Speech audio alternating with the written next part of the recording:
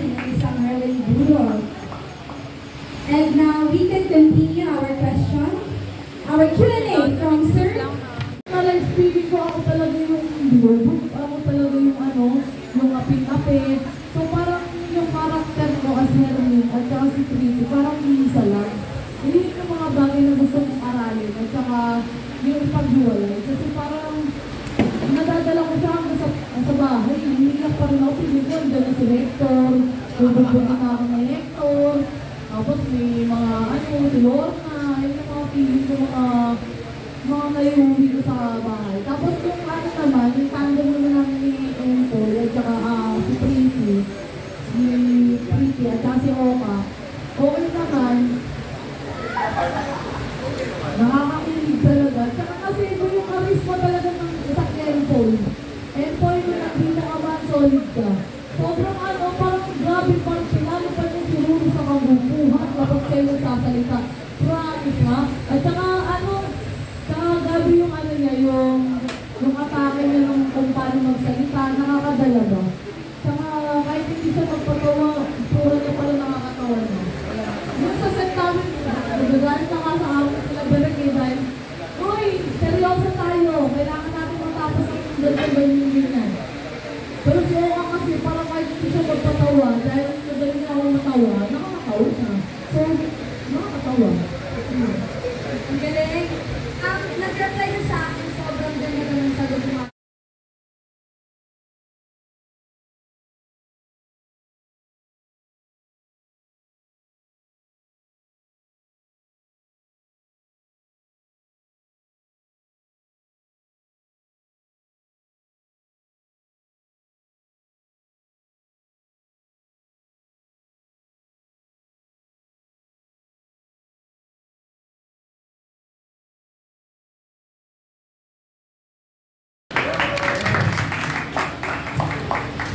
Kompleto na nga po ang dalawa ng dating directors, Mr. Direk Ronald Pinesa and Direk Richard Arellano.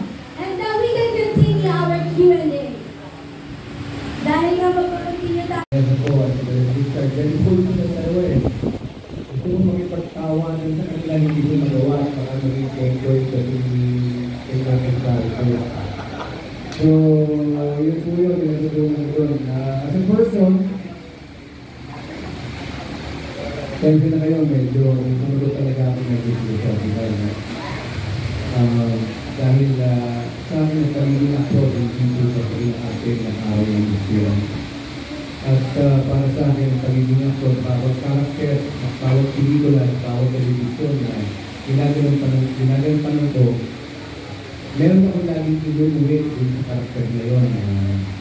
Nagre-resonate sa pagkatao ko at kumbaga ayaw nagpapaalala siya sa akin ng something o lesson na kumbaga kay Edgardo, being an artist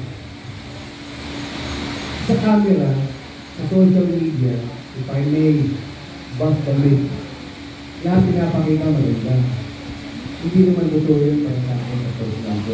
As an artist, you have to understand your ups and downs. You have to understand the minutest detail of your emotions. Bakit pag nagising ko ngayon, narungkot ka? Bakit pag nagising ko bukas, masaya ka? Bakit last month, hindi mo maulit yung nangyari? Bakit iba-iba araw-araw? So I do that. That's why I do yoga, meditation. It's because gusto mo pag sumasamahin, gusto mo maintindihan kung ano ang ibig sabihin ng pagiging tao. Hindi lang yung pakiramdam, yung characterization, actually kasi masyadong malalim sa yung data, masyadong mabigat. And I have to be very, very mature to portray a very mature leader na kumbaga para siya sinasamba ng mga tao niya.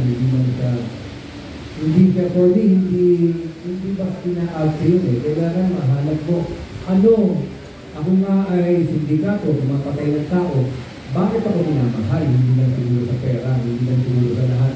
Dapat meron kang isang karisma. Ano yun yung hinahanap ko? So na-apply ko ngayon yun sa buhay ko na minsan as an artist dumadaan kasi medyo up and down, you allow yourself even to go through dark times to understand more yourself, I guess, kaya mo sa trabaho mo.